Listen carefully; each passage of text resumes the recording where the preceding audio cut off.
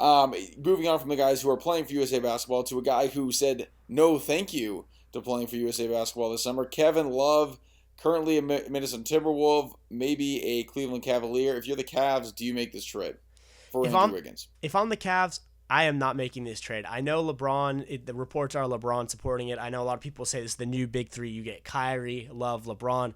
You are the number one contender in the East. There's a good chance you could bring home a championship to Cleveland next year.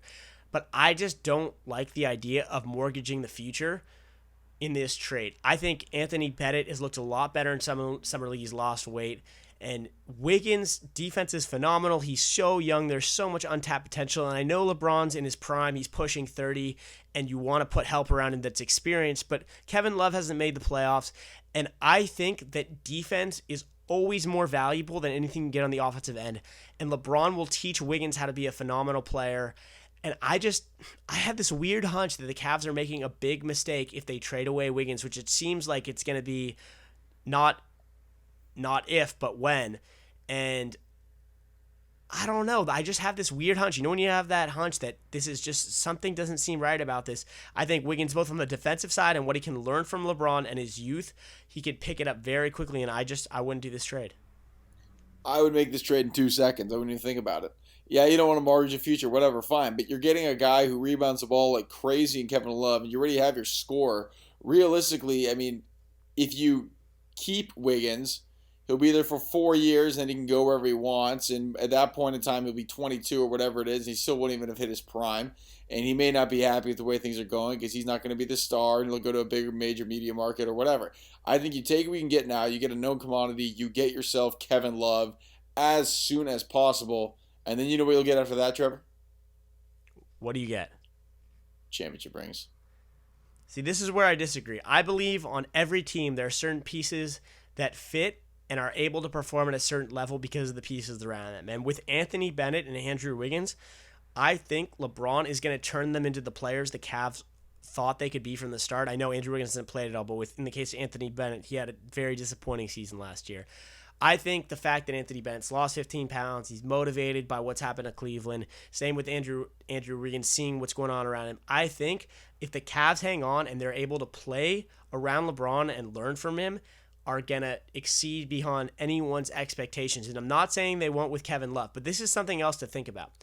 Kevin Love's going to command a max level salary. When you have Kyrie, LeBron, and Kevin Love, you're suddenly pushing towards that luxury cap. The same thing that happened with the Heat. It's going to be hard to surround yourself with other pieces. I'm not saying those three can't win a championship, but it's tougher to continuously win year after year when you have 3 max contracts.